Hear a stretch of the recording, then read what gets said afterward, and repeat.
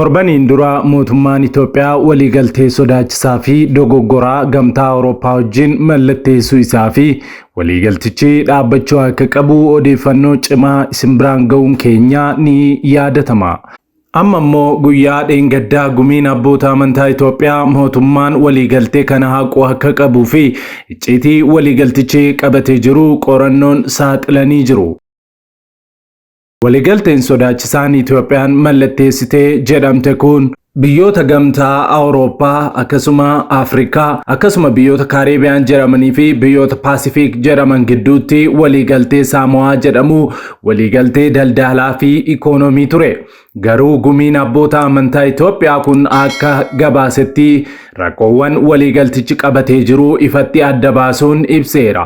Isaan keessaas waliigaltichi keewwata 36 kan jiru lakkoofsa 2 kan katabame mirgoota walqunnamtii saalaa sirna hormaataa jedhu keessatti jechi argamu sodomummaa seera qabeessa taasisuu, ulfa baasuu fi ejjumaa akkasumas gadhummaa ibsuuf gamtaa Awurooppaa fi dhaabbanni fayyaa addunyaa kanaan dura jechoota itti fayyadamaa turanii fi ifatti kan kaa'amedhas jedhan waliigaltee haaraa kana keessatti kan argamu.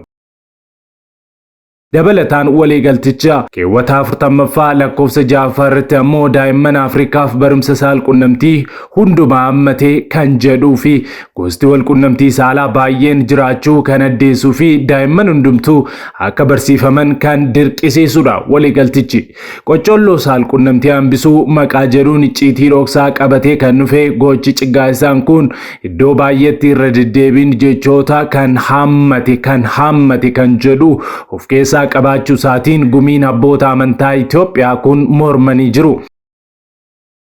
Gumiin abboota amantaa kun ifatti kan morman ijoon dubbii gara biraan ammoo waliigalticha keessatti saala kan jedhu ibsuuf dhiiraaf dubartii utuu hin jedhin darbamuudhaan saalli baay'een akka jiru ibsuuf sodomummaa deeggaruu fi beeksisuuf jecha goyyomsituu isaan fayyadamanidhas jechuudhaan kan morman yoo ta'u kun ammoo mirga maatii kan dhorkuu fi daa'imman Afrikaas kan baala geessuu gocha gadhummaadha kan geessudhas jechuudhaan waliigaltee hiituu kana mormanii jiru.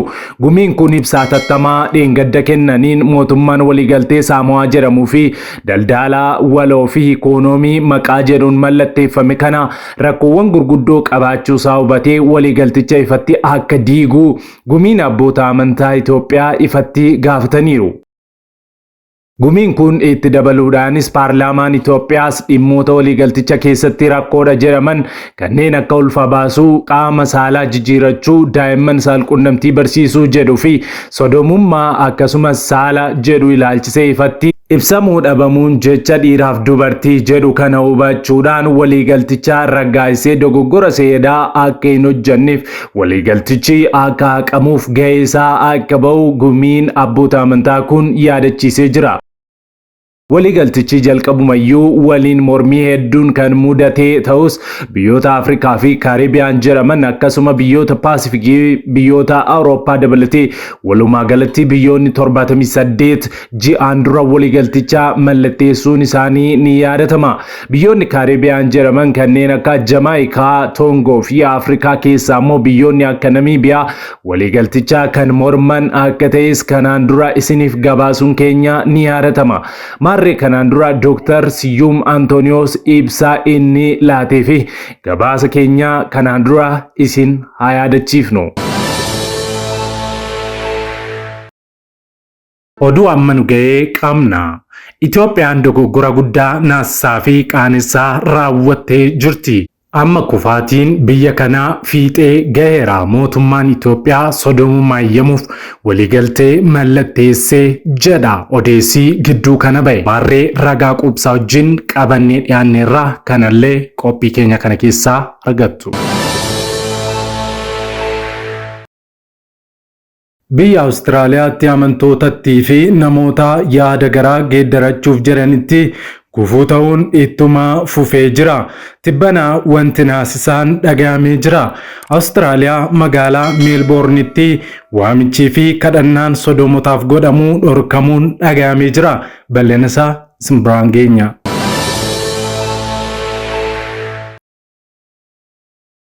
ታዩት ዶክመንት ተጠቅሷል። እዚህ ውስጥ ስሙ በስም ነው የተጠቀሰው። ኢንተርናሽናል ቴክኒካል ጋይዳንስ ኦን ሴክሹዋሊቲ ኤጁኬሽን በስም ተጠቅሷል። ይሄ ዩኔስኮ ያዘጋጀው ነው። የሁሉን አቀፍ የወሲብ ትምህርት ማንዋል ነው፣ የሴክስ ኤጁኬሽን ማንዋል እና እነማን ናቸው ተባባሪዎች? ይኸው ተደርድረው ታያቸዋላችሁ። ቅድም የጠሩ ዩኒሴፍ ሁሉ አሉ፣ WHO፣ UN Women፣ UNAIDS፣ እነዚህ ሁሉ የዩኤን ኤጀንሲስ ማለት ነው። ስትገቡ በጣም ብዙ አደገኛ ነገሮች አሉ። ስለ ውርጃ ያወራል፣ ስለ ግብረ ሰዶም ያወራል፣ ስለ ጾታ መቀየር ያወራል፣ የተለያዩ ጾታዎች እንዳሉ እና እነሱን ስለ ማክበር፣ የተለያየ አይነት ቤተሰብ ምን ማለት ነው? ወንድ ከወንድ ሴት ከሴት የሚመሰርቱት ቤተሰብ፣ መጽሐፍ ቅዱሳዊ ያልሆነ ቤተሰብ፣ እሱን ሁሉ ፕሮሞት የሚያደርግ ነው።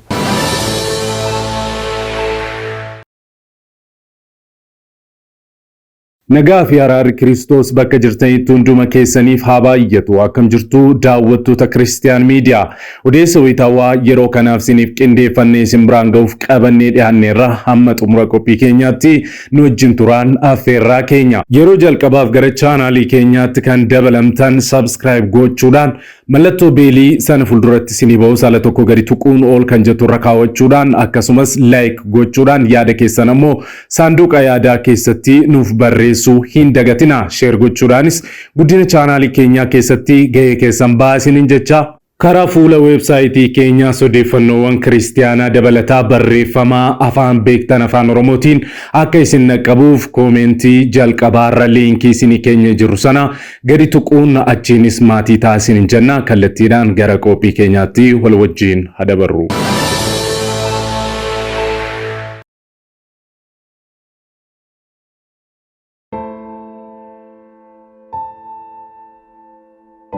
Video kana like gochuudhaan jalqabaa. Odeessa keenyaarraa oduu ammee argameen jalqabna.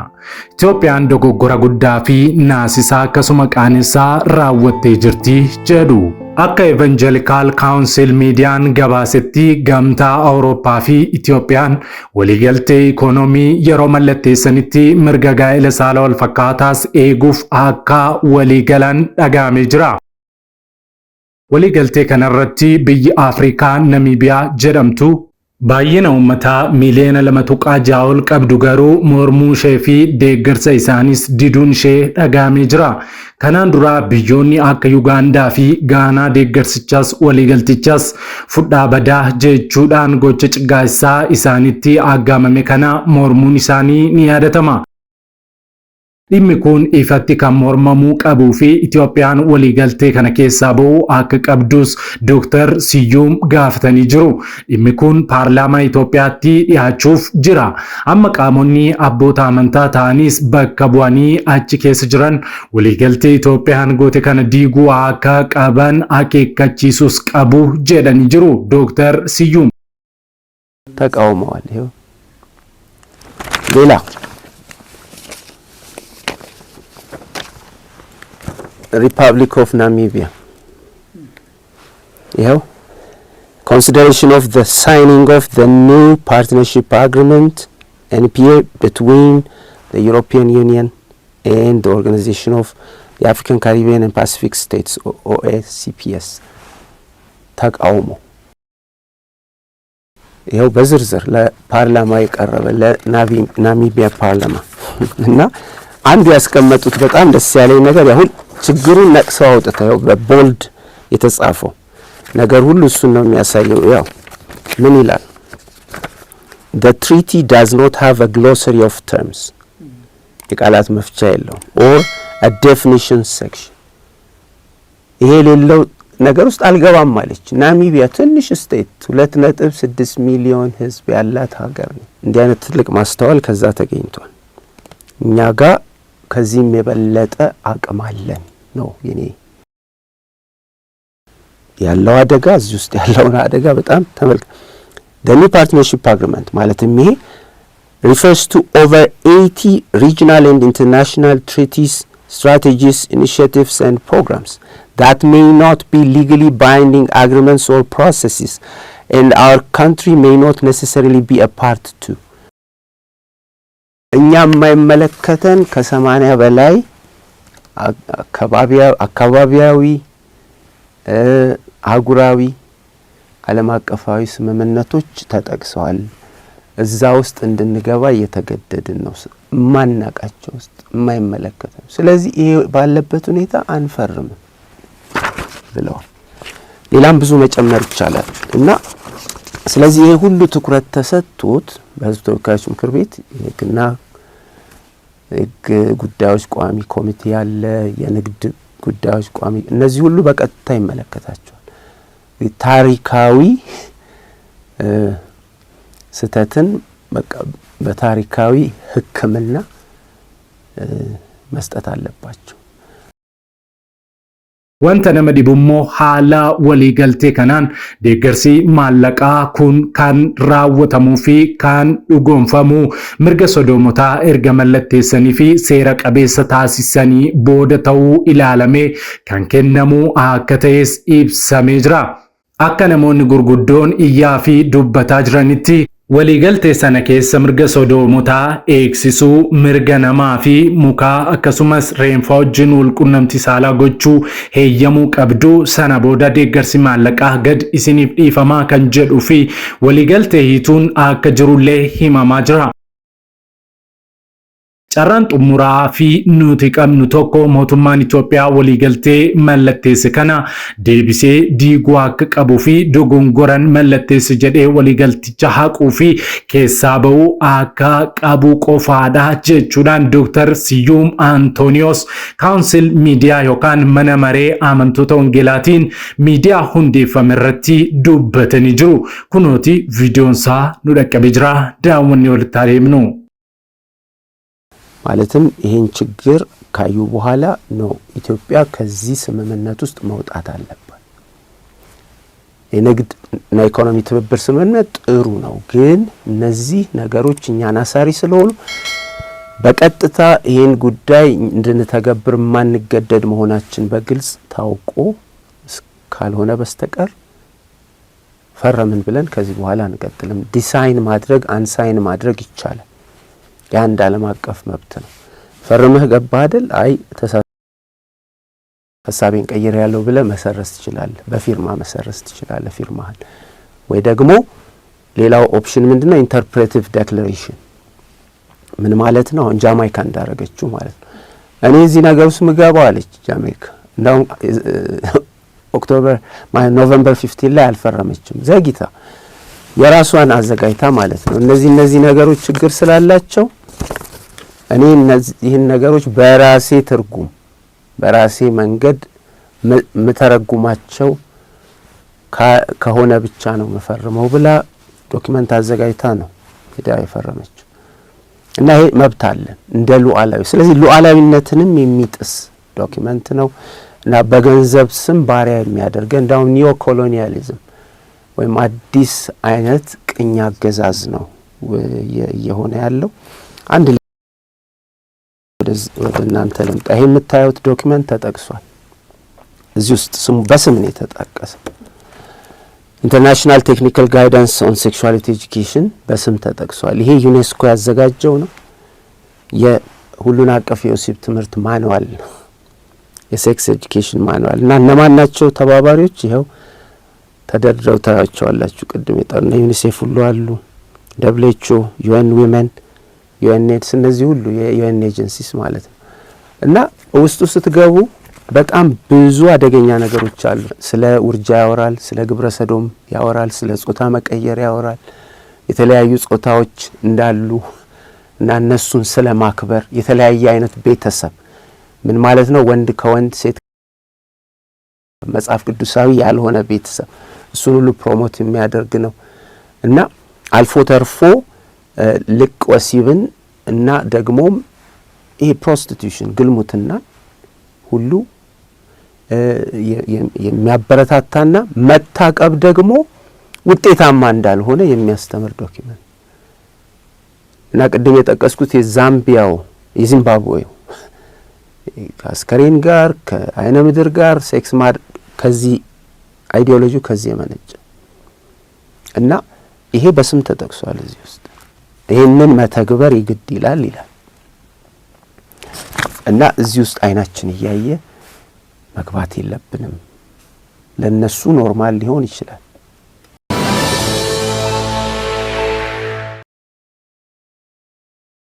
Biyya Awustiraaliyaatti amantootaattii fi namoota yaada garaa geeddarachuudhaan gooftaatti amanuuf jiranitti gufuu ta'uun ittuma fufee jira. Tibbana wanti naasaan Awustiraaliyaa irraa dhaga'amee jira. Awustiraaliyaa magaalaa Meelboornitti waamichii fi kadhannaan sodoomotaaf godhamu karaa irrattis haa ta'u waldaa kiristaanaa keessatti dhorkamuun dhaga'amee jira.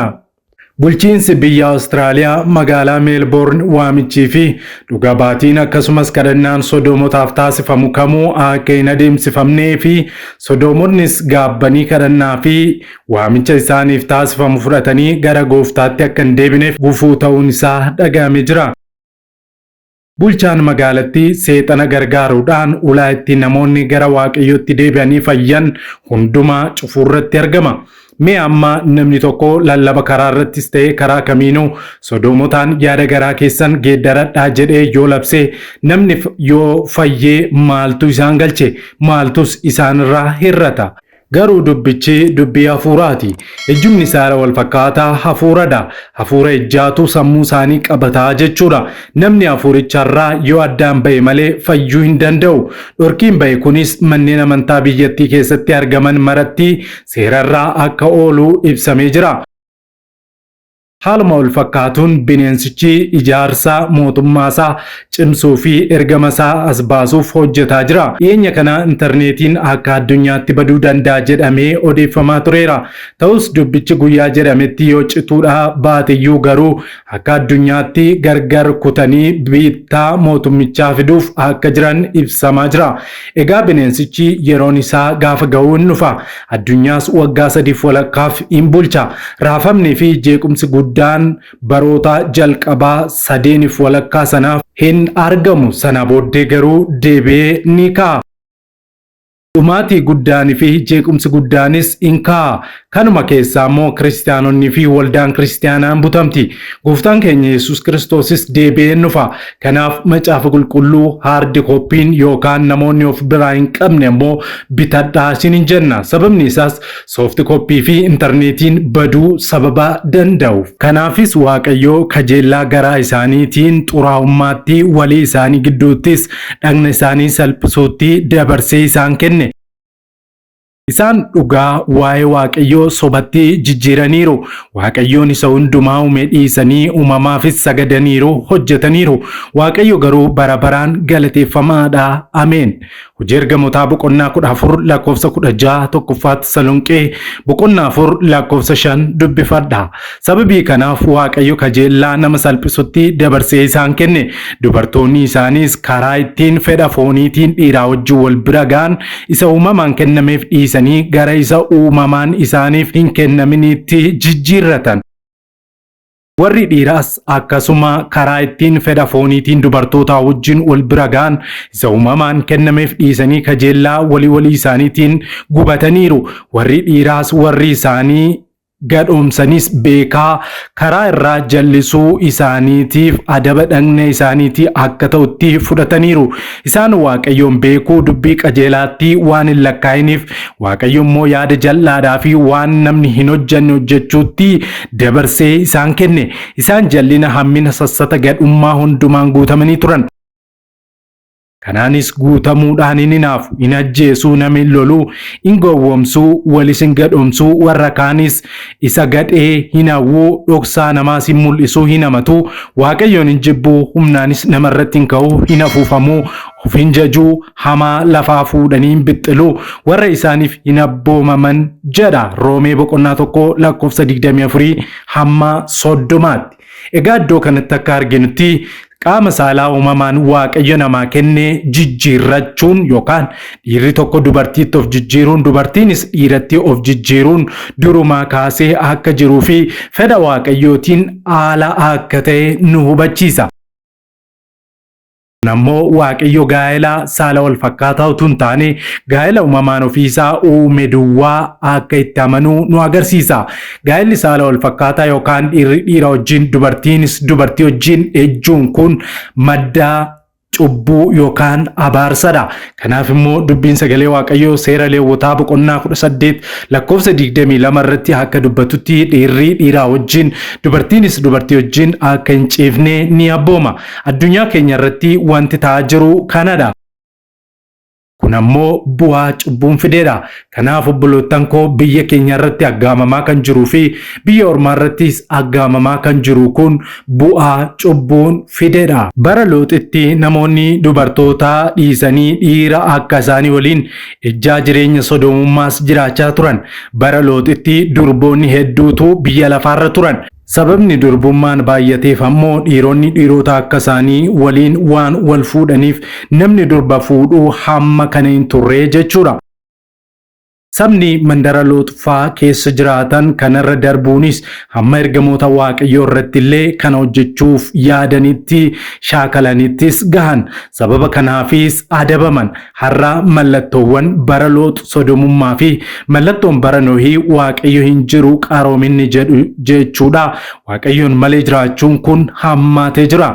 Wangeela Luqaas boqonnaa 17 lakkoofsa 28 amma 30tti akkas jedha. Bara Looxis akkuma kana ta'ee ture. Namoonni nyaachaa dhugaa bitaa gurguraa biqiltuu dhaabaa mana ijaaraa turan.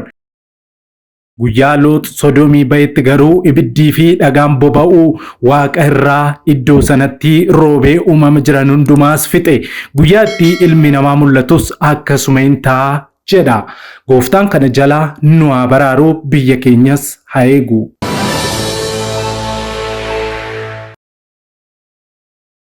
Waggoota dheeraadhaaf kiristaanonni miidiyaalee ittiin sagalee isaanii ibsatan dhabuun rakkataa turaniiru. Bari'uun waan hin oolleef maarree kunoo Kiristiyaan miidiyaa sagalee nuuf ta'aa jira. Kanaaf miidiyaa haqaa odeeffannoo dhugaadhaaf wayitaawaa yuutuubii Kiristaan miidiyaa subscribe, like, share godhaa. warra sagalee dhabaniif sagalee ni taana. Yesuus fayyisaadha. Egaan daawwattoota Kiristiyaan miidiyaa qophiin yeroo kanaaf siniif qindeeffannee kanneen hanga ammaatti daawwattanidha.